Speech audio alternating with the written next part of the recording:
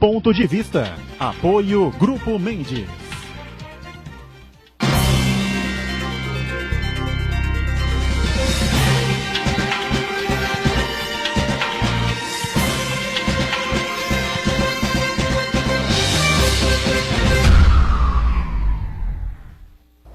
Olá, estamos abrindo aqui mais um Ponto de Vista, você sempre acompanhando a gente, conferindo conosco, de segunda a sexta-feira, no horário da 1h30 da tarde, no horário do almoço, não é? E a tradição da discussão política, da discussão e dos debates sempre sobre os temas importantes, educação, saúde, história, não é?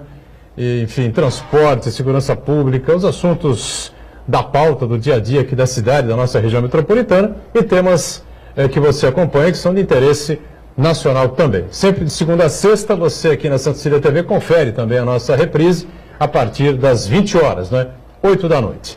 Nessa edição, programa gravado sobre um tema bastante importante, tem a ver com este feriado, não é, de 9 de julho, que é a Revolução Constitucionalista de 1932. Né? Muita gente talvez não saiba, mas aqui a região tem uma ligação bastante interessante, né, com o período da Revolução, alguns combatentes que nós tivemos aqui na cidade, aqui na região metropolitana, e fatos, não é, ligados à Revolução que aconteceram por aqui naquela época de 32. Sérgio Williams está com a gente, companheiro jornalista, historiador, e vai nos ajudar, vai colaborar com a gente em mais essa edição do Ponto de Vista. Tudo bem, Sérgio? Prazer vê-lo. Tudo bom, Boturão? Mais uma vez agradecendo aí a participação, o convite. Um abraço ao Marquinhos e ao Gilmar, que também está aqui conosco, vai ser anunciado. Hoje é um dia para termos uma aula de história aí.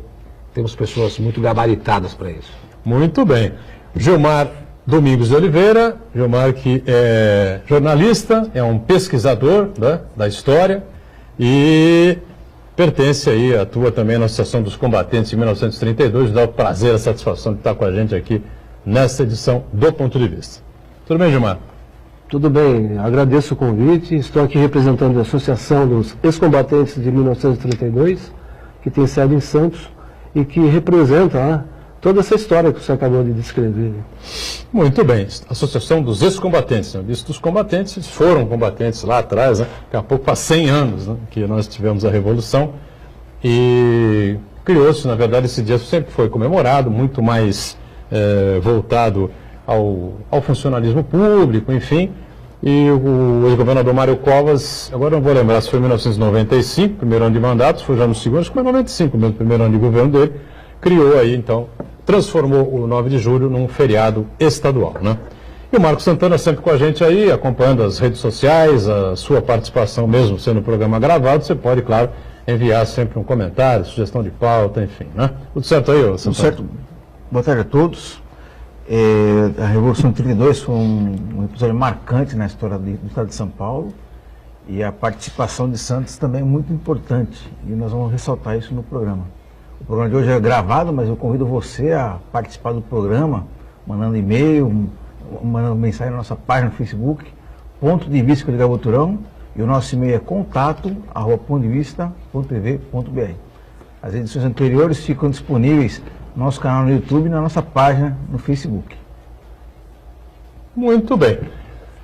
Por que é que foi deflagrada aí a Revolução Constitucionalista de 1932? O que acontecia na época, né?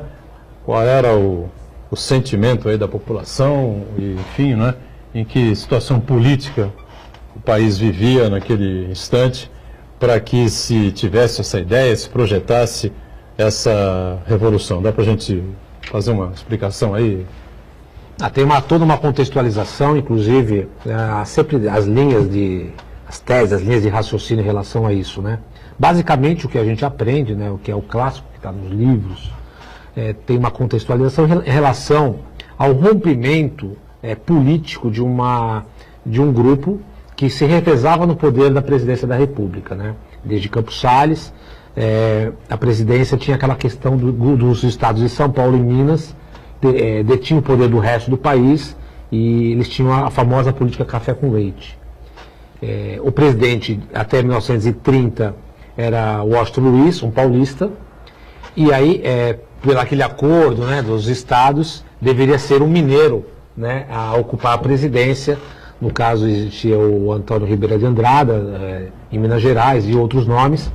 Mas o Washington Luiz, ele acabou costurando dentro do partido deles lá, um outro nome paulista, no caso de Júlio Prestes. E aí, o Júlio Prestes acabou sendo alçado à condição de candidato, irritando Minas Gerais, que acabou passando a fazer uma aliança com Getúlio Vargas, então governador do Rio Grande do Sul, que era um opositor ao governo de Washington Luiz, e juntou também uma terceira força, que era João Pessoa, que era o governador do estado da Paraíba. Engraçado que assim, a cidade de João Pessoa não tinha esse nome. A capital da Paraíba chamava-se Paraíba também, era que nem como São Paulo, a capital de São Paulo. E aí foram para a eleição e Júlio Prestes acabou realmente vencendo a eleição para presidente, e isso acabou suscitando uma situação política muito conturbada, com acusações de manipulação das urnas, etc. e tal. E o Getúlio Vargas acabou se unindo aos outros estados para deflagrar uma campanha revolucionária para tomar o poder à força. Nesse contexto, morre João Pessoa. Mas ele morre numa situação completamente adversa às questões políticas. Ele morre numa situação até meio que privada, em relação a negócio de amante, passional, uma coisa meio passional. Mas aí o grupo do Getúlio utilizou isso como uma moeda de política, transformou esse assassinato do João Pessoa numa questão política e insuflando boa parte do país contra essa questão toda do regime lá do presidente Washington Luiz. E aí o Getúlio Vargas marchou em direção ao Rio de Janeiro para depor o presidente da República. E o engraçado, assim, São Paulo já estava temendo essa questão do golpe de 30 e achou-se até que São Paulo ia fazer alguma oposição contra esse avanço do Getúlio Vargas, mas ele chegou ao Rio de Janeiro apoiado por alguns militares cariocas e depuseram o presidente Washington Luiz. Já no finalzinho do mandato, na verdade ele tinha só dias para cumprir de mandato, mas depuseram o presidente Washington Luiz e não permitiram que o Júlio Prestes tomasse o poder, e o Getúlio Vargas acabou se tornando presidente da República como líder dessa Revolução de 30. Em Santos isso teve algumas questões interessantes desse período. Por exemplo, com a morte de João Pessoa, vários operários do Porto de Santos, até porque a maior parte dos operários no período lá eram de origem nordestina, eles ficaram revoltados com esse assassinato político, que é o que venderam a ideia, e foram às ruas da cidade exigir que as autoridades fizessem uma homenagem a João Pessoa. E aí um vereador que tinha uma ascendência ali sobre os portuários, para fazer um gesto, fez um projeto de lei transformando a Rua do Rosário para a Rua João Pessoa. Então o nome da Rua João Pessoa se deu em função desse fato histórico aí após o assassinato do ex-governador da Paraíba. E o jornal A Tribuna, que era um jornal pró-governo, ele acabou empastelado, né? A população que era a favor do Getúlio foi até a Tribuna e incendiaram o jornal A Tribuna, né? Tocaram fogo no jornal, tanto é que boa parte do acervo histórico do jornal se perdeu ali, né? Depois foi reposto algum tempo mais tarde pela coleção da Sociedade Humanitária. Isso nos anos 30. Isso em 30, em 1930. Exatamente. Foi na Revolução de 30. Bom, Getúlio estabelecido como presidente, começou a governar por decreto, ou seja, instaurou-se ali uma ditadura, né? E aí ele trocou, inclusive, os governadores todos, que eram governadores eleitos, ele começou a nomear, e principalmente, só em Minas que ele porque era aliado, acabou não fazendo nenhuma ascensão política em Minas, mas São Paulo ele começou a pegar muito no pé de São Paulo, porque era realmente um estado opositor a ele. E aí essa contextualização, os paulistas vendo rompida, né, toda a sua influência em cima do país, até porque não é só uma questão do café com leite, mas é claro que a elite industrial e cafeira de São Paulo tinha uma influência muito grande no governo e deixou de ter. Inclusive a segunda tese em relação à Revolução de 32 é justamente de que, na verdade, não era uma revolução da população, mas era a revolução onde a população paulista acabou sendo inflamada por esse grupo de elite, né, os industriais e os cafeicultores, com o álibi, né, no caso da Constituição, porque a Constituição foi cassada, né, foi revogada. Era a Constituição de 1891 ainda, era uma Constituição bem antiga. Ela foi anulada pelo Getúlio Vargas, e aí os paulistas exigiram que se fizesse uma nova Constituição. Mas o Getúlio, quando tomou o poder, ele já entrou prometendo essa nova Constituição. Só que ele enrolava, né? Passou 1 ano, 2 anos e nada, e os paulistas começaram a se insuflar contra essa lentidão do governo de Getúlio Vargas, e acabou criando vários grupos dissidentes aí, contrários, e aí deu esse estopim aí, explosivo que culminou na Revolução. Foi inclusive grandes comícios aconteciam em São Paulo contra o governo, e num desses comícios, numa dessas ações, 4 jovens foram assassinados, né, foram mortos pela Força Paulista, que tinha uma ascendência do Getúlio em alguns trechos dessa Força Paulista, e esses jovens acabaram se tornando símbolos da Revolução, que gerou aquelas letras, o MMDC, né? MMDC. Martins, Miragaia, Drauzio e Camargo, é isso? Camargo.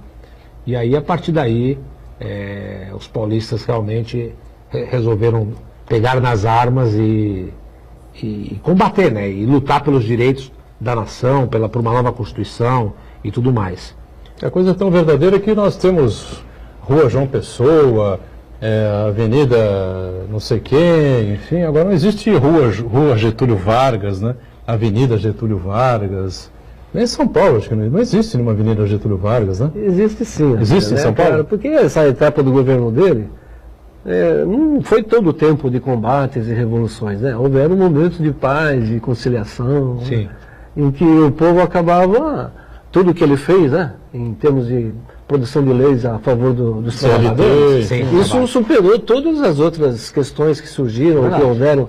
E o período em que ele esteve no poder foi tão longo, né? E que houve oportunidade de conciliação, de paz, de guerra. Deu para tudo, deu tempo para tudo, né? Deu tempo para tudo. Até porque depois de Getúlio, depois desse tempo, ele criou o Estado Novo, né? Que foi um segundo momento. Você imagina que ele foi recebido aqui em Santos para a inauguração da Avenida da Praia, ali, daquele trecho que sai do aquário para frente.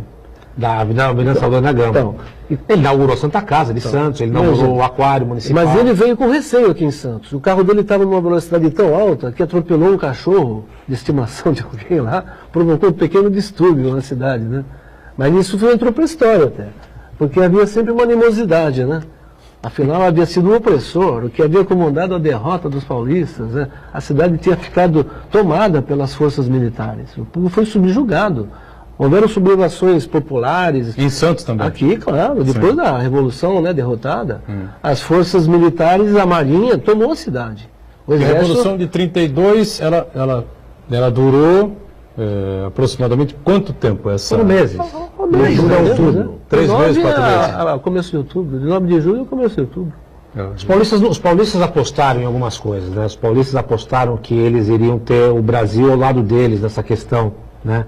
E isso não se traduziu na prática, né? Acabou não se traduzindo. Eles achavam até... Só Mato Grosso, no final, ficou ao lado do estado de São Paulo. Eles acharam que o Paraná podia ficar do lado. Até porque começaram a vender a ideia de que São Paulo queria se separar, né? Começaram a vender essa ideia. Que não era uma ideia totalmente vazia do ponto de vista de que ela não houve. Ela houve, sim. Inclusive, até o escritor Monteiro Lobato era uma das pessoas que vendia essa ideia de que São Paulo deveria se separar do Brasil, até porque Monteiro Lobato estava muito ressentido por conta da história do petróleo, né? Ele tinha aquelas ideias de que o Brasil podia explorar tal, e o Getúlio Vargas não deu muitos ouvidos para ele. E ele achava que o Brasil estava sendo atrasado em função desses pensamentos, para ele, atrasados do novo governo. Então ele tentava convencer, de alguma forma, o Pedro de Toledo, que depois acabou sendo governador de São Paulo nesse período da Revolução, de que São Paulo deveria sim se separar do resto do Brasil, né? Mas era uma corrente muito pequena. Mas essa corrente pequena, ela existiu e ela foi usada como mote pelo governo federal de que São Paulo queria se romper com o resto do Brasil. Então aquele apoio que São Paulo achou que ia ter dos outros estados, acabou virando contra em função dessa questão do separatismo. Há quem lamente isso até hoje, né? Isso não ter vingado. Afinal de contas, São Paulo é uma potência, né? E o resto do... É aquela história das locomotivas, né? Não é isso? Os vagões. A locomotiva que carrega 23, 22 vagões vazios. Era dito isso, né? Era um slogan que havia, né? São Paulo era uma locomotiva que carregava 22 vagões vazios, enfim. Eram os argumentos que cada estado utilizava para mostrar sua força e obter vantagens do governo federal, é claro, né? O governo, até hoje ainda isso existe, né? Os governadores negociam com o presidente as concessões, as medidas, os atos constitucionais, para que favoreçam, né? O que privilegiam, estimulem suas economias, né? Agora, muita luta, muito sangue correu aqui, né? Em Santos, na região aqui. Na verdade, sangue realmente não aconteceu na cidade. Não, né? A cidade ela teve uma situação de grande destaque na Revolução, porque era o maior porto do Brasil na época, né? E ele estava bloqueado pela Marinha de Guerra, com um destacamento importante. A Marinha não tinha uma atividade, assim, como dizer, de ponta nas Forças Armadas, mas ela cumpria o seu dever, que o presidente determinava. E ele fez isso aqui em Santos, promovendo o bloqueio naval do porto. Nenhum navio entrava ou saía sem passar primeiro pelo destacamento da Marinha, que ficava do lado de fora do canal do porto. E para impedir que a Marinha entrasse na cidade de Santos e tomasse o porto, os revolucionários se uniram e convocaram a Escola Politécnica Paulista, seus melhores técnicos e cientistas, e construíram as primeiras minas submarinas fabricadas na América do Sul e fizeram o bloqueio do canal do porto.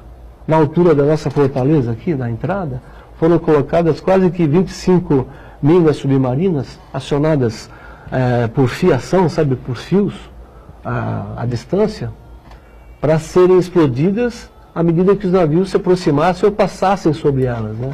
Nós tínhamos um posto ali na altura do Clube Internacional de Regatas. Não, era um posto na altura da Igreja Matriz do Imbaré, da Basílica do Imbaré, que fazia uma linha imaginária até uma dos minaretes ali da Fortaleza da Barra. E todas essas duas extremidades tinham fiações com botões de controle numerados para cada mina, sabe? Que já tinham uma disposição imaginária e desenhada. Testaram essas minas, elas tinham um poder efetivo de destruição. E isso para impedir que os navios da Marinha penetrassem no porto e tomassem as instalações, né? É um detalhe curioso, né? Além do bloqueio naval, houve uma resposta do governo do Pedro de Toledo. Sim. E organizando as tropas, o exército, marinha, a produção bélica. E um dos detalhes culminantes de todo esse esforço bélico, tecnológico, foi a construção dessas minas submarinas. Pedro de Toledo havia sido nomeado. Ele chegou a ser nomeado, mas sim. Ele foi o interventor, né? Ele foi do governo federal. Aí depois sacaram ele, depois colocaram ele. Só que ele tinha descendência, né? Ele tinha assim um vínculo muito forte e ele acabou aderindo à Revolução. Sim. Ele foi convidado e aderiu com muito orgulho. Ou seja, ele se bandeou da função que ele tinha do governo federal e aderiu à Revolução de 32. Mas depois da derrota da Revolução, ele permaneceu governador? Não, ele foi preso. Claro. Lógico. Todo mundo foi preso. Teve um período de quase exílio, né? Foram mandados alguns para fora, outros ficaram em ilhas presídios do Rio de Janeiro. Incluindo Monteiro Lobato. Então, Monteiro Lobato foi preso? Foi preso. Pós-revolução também? Foi. Todos, Todos eles. E amargaram uma cadeia boa, mesmo. Eles escreveram livros e tal, memórias de cárcere. Memórias de cárcere, essa coisa toda, né? É complicado. Vamos para o nosso primeiro intervalo, a gente faz uma rápida paradinha, volta na sequência para continuar falando sobre história, né? Revolução Constitucionalista de 32, já.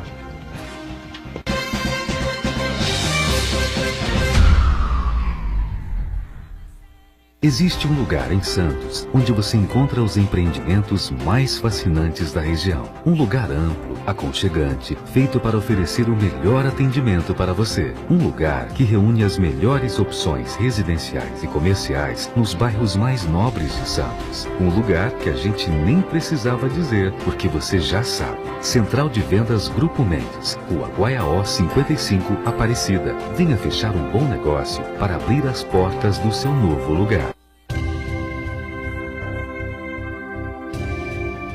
Olá, no programa no Espiritualidade em Debate desta semana, nós vamos saber um pouco mais sobre o período da gestação. É realmente um encontro entre almas? Para falar sobre este tema, eu estarei com a médica Cristiane Assis, especialista em medicina fetal. Espiritualidade em Debate inédito, toda quarta-feira às 18 horas. Espero você!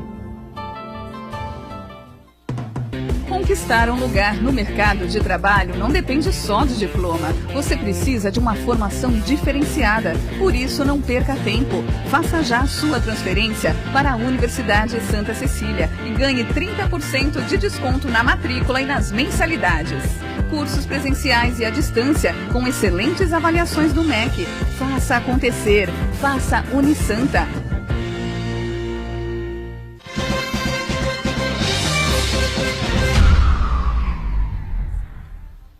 Voltamos, segundo bloco desta edição do Ponto de Vista, né? Programa gravado, estamos discutindo e debatendo aqui a história, na verdade, né? A história da Revolução Constitucionalista de 1932, aqui com o Sérgio Williams, jornalista, historiador, aqui com o Gilmar Domingos de Oliveira, Gilmar que atua na Associação dos Ex-Combatentes de 32, é um pesquisador, jornalista também, o Marcos Santana, que tem aí quer fazer uma relação aí, né, Santana, dos nomes históricos com as nossas ruas e avenidas. É interessante exatamente. Essa Muitas ruas e avenidas de Santos levam o nome de personagens históricos da história, não só de Santos, mas do Brasil, né, de modo geral.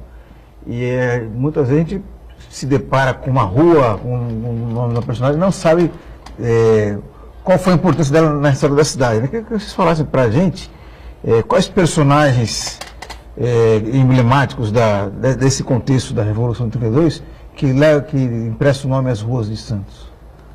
Olha, há um detalhe interessante.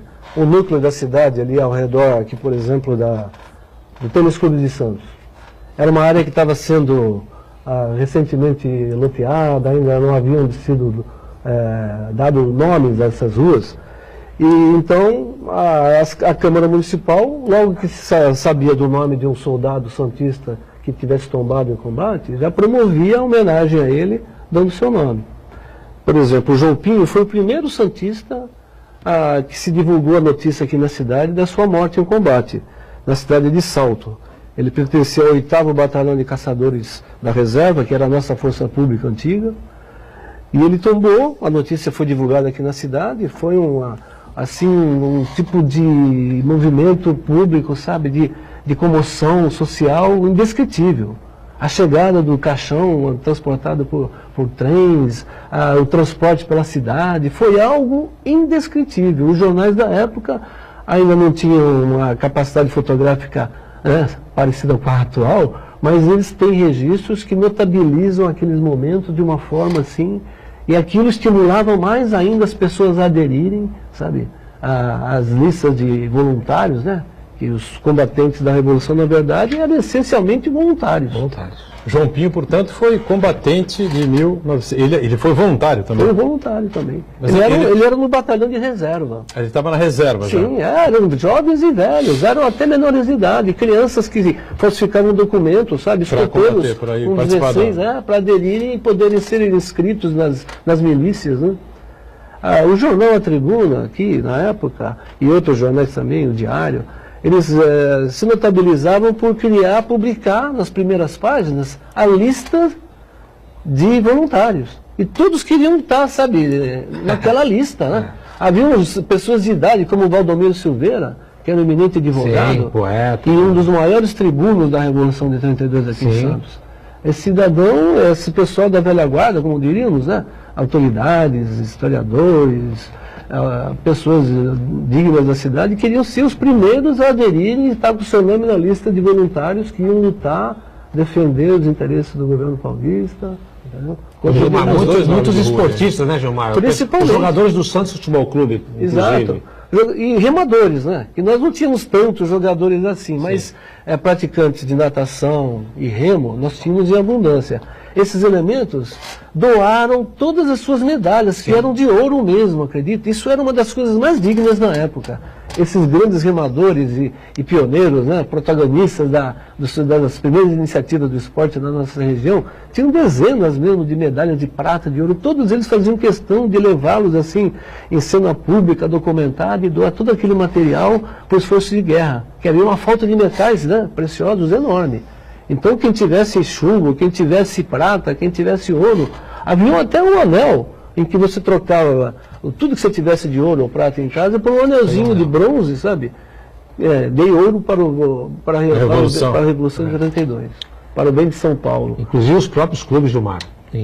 A gente viu, tem um álbum que está, inclusive na tribuna. Doaram seus Nesse troféus. álbum tem várias fotos, e dessas fotos, muitas fotos de troféus e medalhas que as agremiações doaram para o esforço de guerra. Então, sabe, o Portuário, Santos, os clubes de carnaval, todos eles doavam. Então tinha aquelas fotos cheias de medalhas, cheias de troféus. Exatamente. E tudo virava metal para poder, né, fazer material bélico. O governo não tinha material para produzir a munição.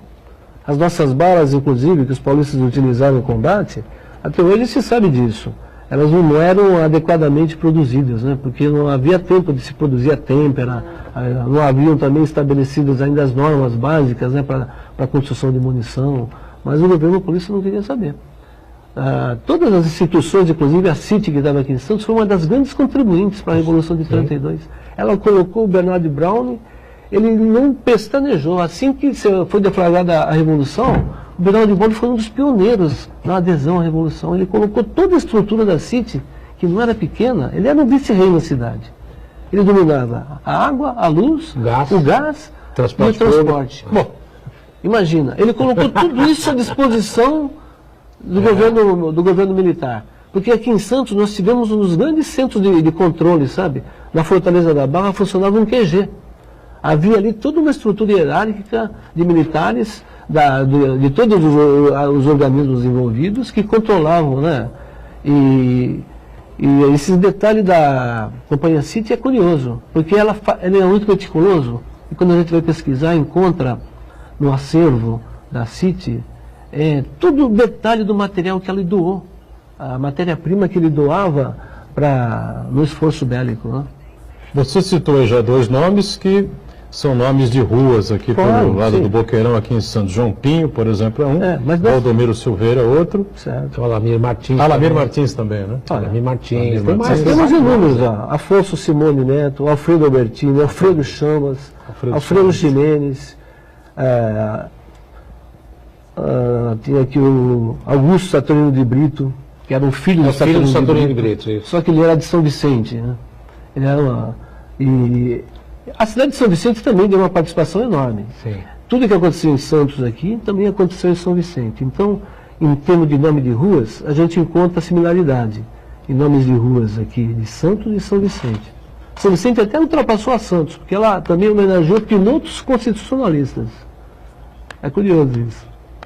Pois é, os paulistas perderam a Revolução, mas mantiveram essa chama meio que acesa, né? Não deixaram essa coisa morrer na história, como se fosse uma derrota vergonhosa, fragorosa, uma coisa assim, né?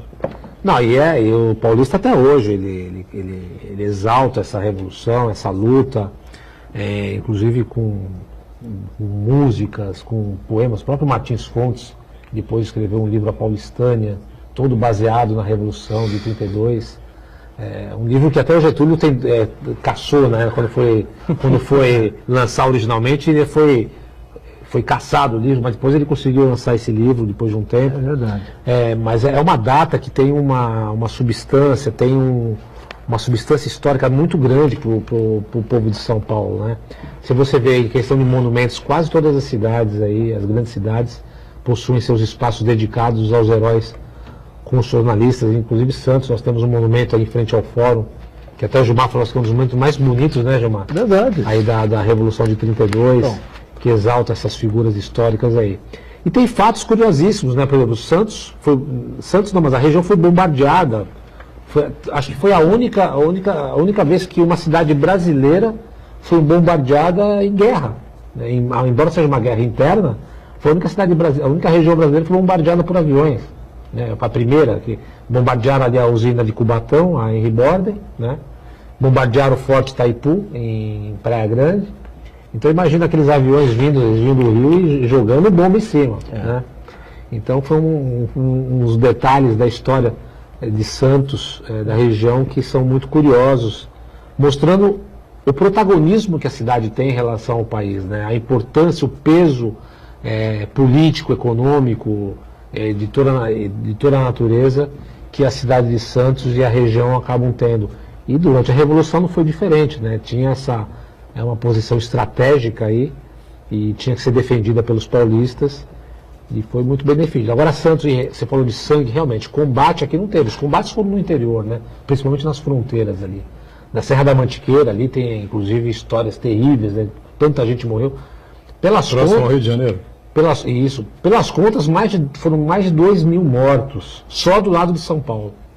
Foram mais de 2.000 baixas, mais 1.000 e poucas mortes do lado do governo federal. Então, nós estamos dizendo quase 3.000 pessoas perderam a vida em 3 meses de Sérgio, combate. Gilmar, além das mortes, a derrota de São Paulo trouxe consequências, né?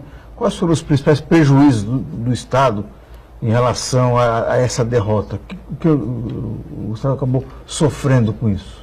Em primeiro lugar, a própria deflagração dos combates já colocou o Estado numa situação muito delicada. O principal porto bloqueado, você imagina. Toda a produção cafeira, as cargas que estavam aqui armazenadas, os navios que deviam chegar aqui, que foram impedidos de descarregar suas mercadorias. Todo o sistema que nós tínhamos econômico na cidade se viu repentinamente privado de continuar com as suas atividades. Mas isso não em nenhum momento demoveu os participantes de continuarem com o seu objetivo. A cidade, apesar de bloqueada por mar, ela tinha a sua própria capacidade produtiva. E isso lhe deu uma estrutura para se manter por algum tempo, né? O que faltou, na verdade, foi equipamento moderno, atualizado, né? O bloqueio, por exemplo, do Porto de Santos se devia, na verdade, à compra de armas que os paulistas estavam fazendo no exterior. Isso é um detalhe curioso, que até hoje ainda não foi abordado adequadamente por ninguém, porque era uma espécie de um serviço secreto que se criou na época, sabe? Grandes paulistas aí receberam um vultoso capital e foram para o exterior imediatamente, após os primeiros dias de combate, já foram para os Estados Unidos, começaram a comprar equipamento de grande porte. Esquadrilhas de aviões foram adquiridas no Chile, por exemplo, canhoneiras. Havia um navio chamado Ruth, que estava vindo dos Estados Unidos para o Brasil. Pouco antes da Revolução ser extinta, né? Ser feito um armistício. Ele estava se aproximando de Santos. Não chegou a penetrar no porto, mas ele vinha trazendo equipamento antiaéreo, munição em grande quantidade. Esse navio foi apresado pelo governo federal, ainda aqui no norte da América Central, e depois foi transformado no navio da Marinha, o sinalizador Rio Branco. Mas era ele que estava sendo aguardado aqui em Santos, quando do bloqueio naval. E esse navio, inclusive, que vinha trazer armas para os paulistas, ele deflagrou uma reação da equipe aeronáutica da Revolução, da esquadrilha. Havia uma esquadrilha formada por soldados da nossa... Não havia da Força Aérea no Brasil, era a Marinha. Sim. A Marinha que concentrava a atividade aérea, né? E esse pessoal que debandou para São Paulo formou um grupo que chamava-se Gaviões de Penacho. E esse pessoal promoveu, então, um ataque aéreo aos navios da Marinha, aqui de frente à praia de Pitangueiras, para tentar afastar com que os navios saíssem daqui, o navio e o navio com a carga pudesse penetrar no porto. Esse combate hoje é considerado pelos historiadores como o primeiro combate aeronaval da América do Sul. O combate aeronaval da Moela. Aqui na região. Aconteceu aqui ao lado do farol da Moela e de frente à Praia das Pitangueiras.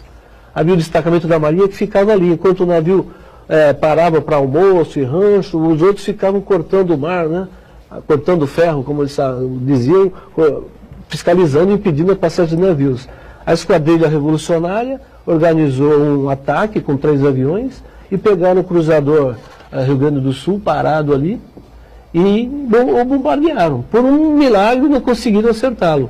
Só que nessa tentativa de lançar uma segunda bomba, o avião explodiu no ar. atacado por metralhadoras, né? Acabou levando à morte 2 pilotos, que é um dos grandes heróis dos combates aéreos que estavam acontecendo durante a Revolução. Que a Revolução também teve esse destaque, viu? A atividade aérea foi pioneira na América do Sul. Os combates aéreos também se tornaram notáveis e protagonizaram os primeiros grandes combates aéreos e ataques e bombardeiros às cidades. Santos foi poupada dos bombardeiros, na verdade.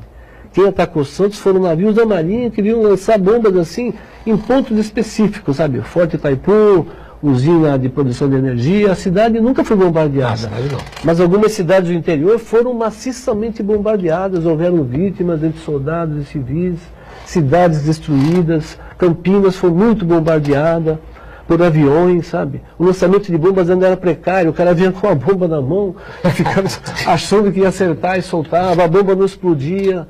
Havia acidentes entre civis, que as bombas eram encontradas, o cara ia dar uma martelada, a bomba explodia. Né? Até hoje se encontram vestígios arqueológicos, sabe? Nesses locais onde houve bombardeios, onde há ataques aéreos.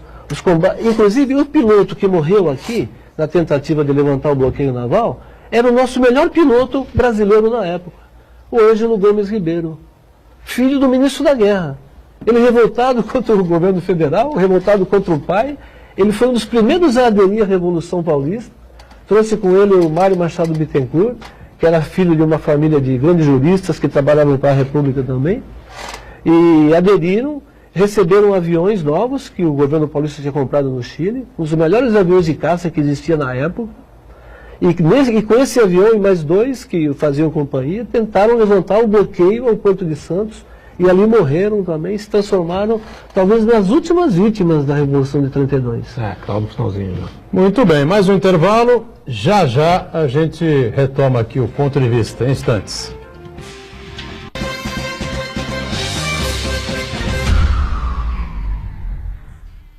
Existe um lugar em Santos onde você encontra os empreendimentos mais fascinantes da região. Um lugar amplo, aconchegante, feito para oferecer o melhor atendimento para você. Um lugar que reúne as melhores opções residenciais e comerciais nos bairros mais nobres de Santos. Um lugar que a gente nem precisava dizer, porque você já sabe. Central de Vendas Grupo Mendes, Rua Guaiaó 55, Aparecida. Venha fechar um bom negócio para abrir as portas do seu novo lugar.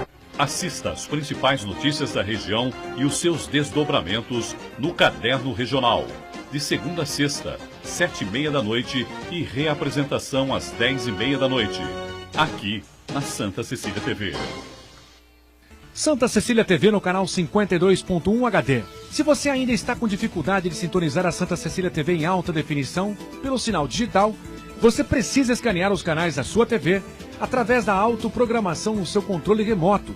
É bem simples e você sintoniza os nossos programas com qualidade digital, de imagem e som, sem pagar nada por isso. Santa Cecília TV 52.1. Escaneie e sintonize a maior programação regional da sua TV em alta definição.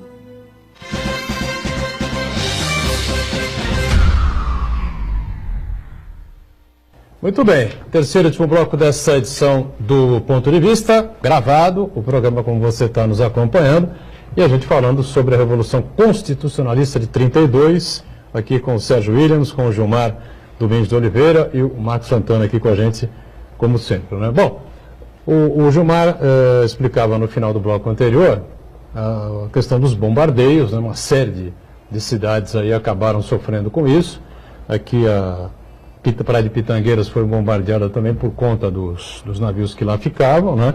E a gente tem aí uma situação que envolveu diretamente Santos Dumont, considerado o pai da aviação, que acabou ficando muito desgostoso com essa situação. Pelo menos isso é histórico, né? É histórico. E o Santos Dumont já estava bastante depressivo, como o próprio Gilmar estava falando aqui no intervalo.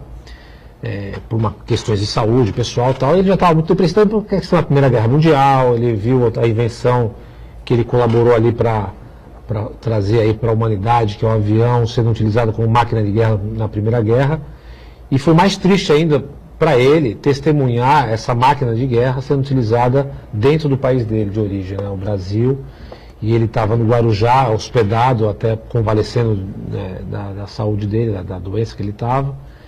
e provavelmente ouvindo os bombardeios no Forte Itaipu, deve ter tido aí seus momentos de angústia extrema e cometeu o suicídio aí, que é o que a história nos conta, né?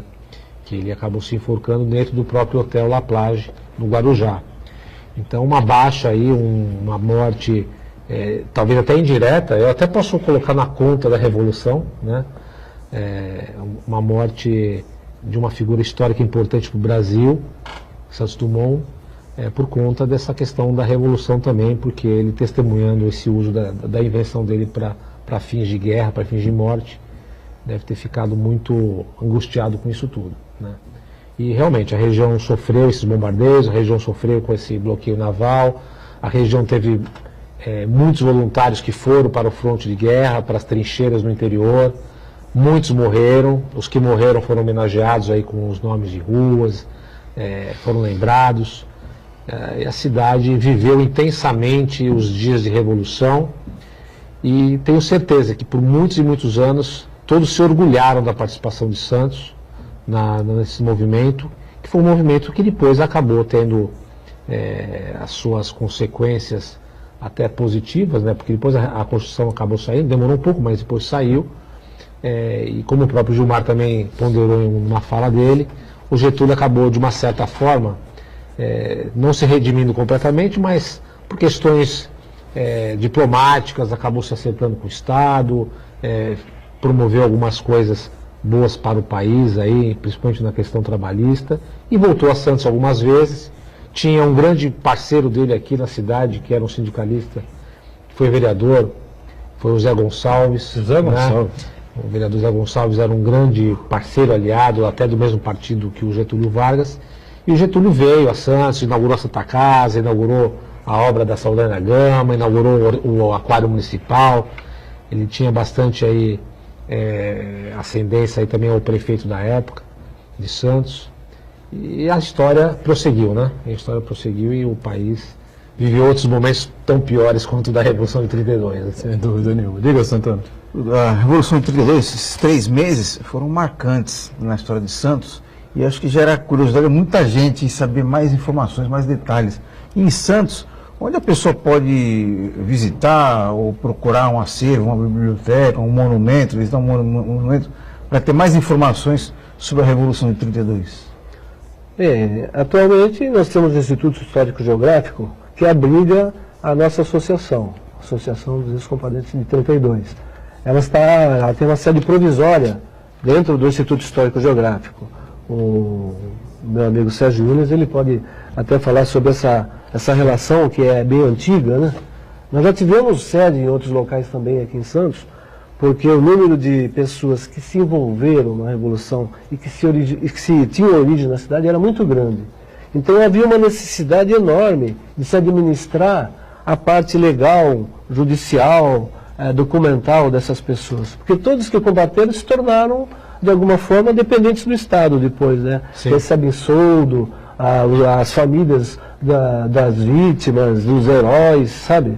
Tudo isso o governo tratou com muito carinho. E as associações tinham essa finalidade, defender os interesses dos cidadãos daquela cidade e daquela região.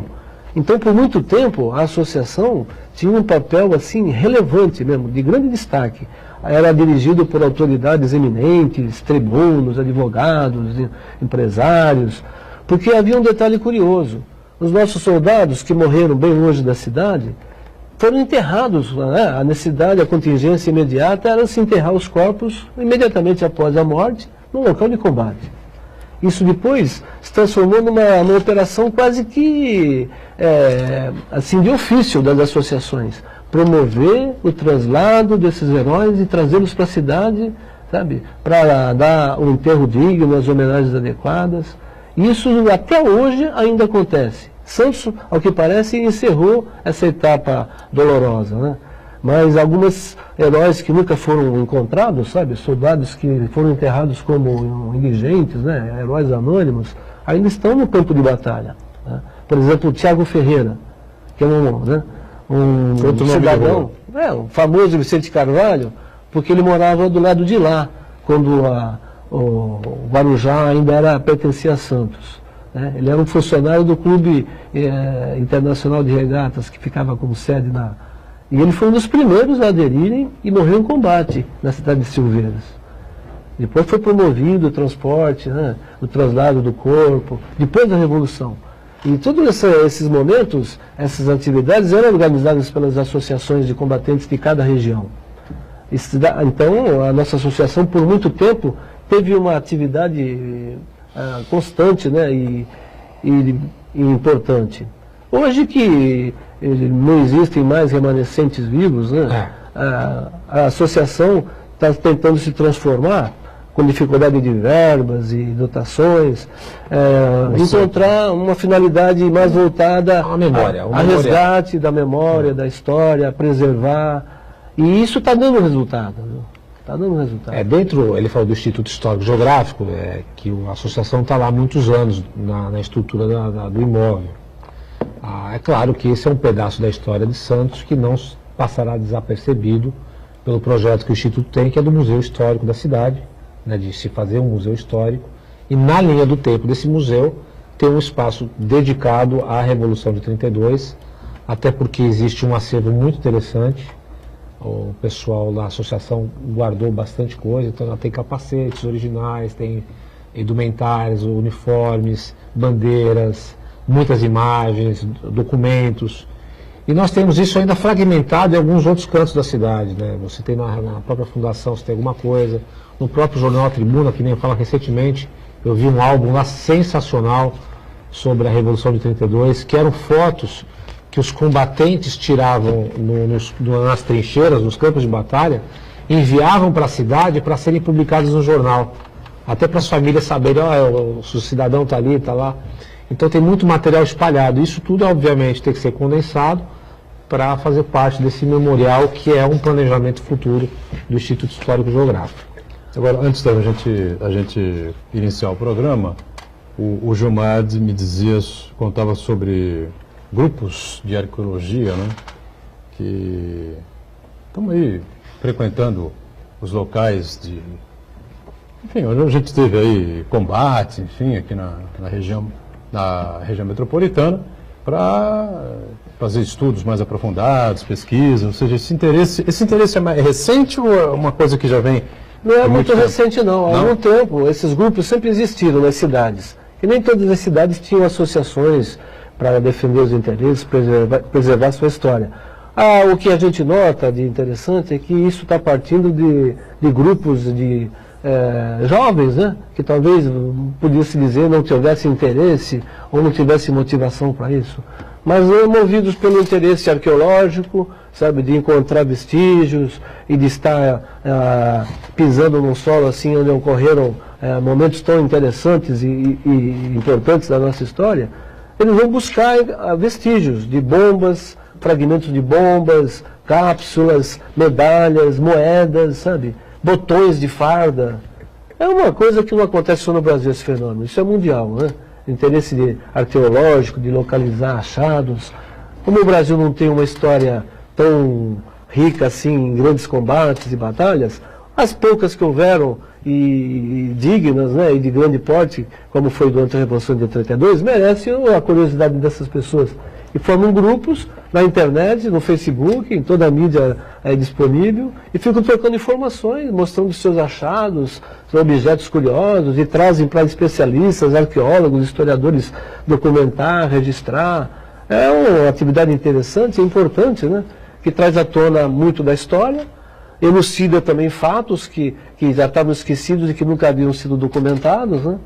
Aqui em Santos a gente teve um exemplo disso em 1985, quando um grupo de mergulhadores no primeiro clube de mergulho do Brasil, o Santos Sub, se organizou para tentar resgatar o avião que foi abatido durante o combate aeronaval da Moela. Então eu fazia parte desse grupo.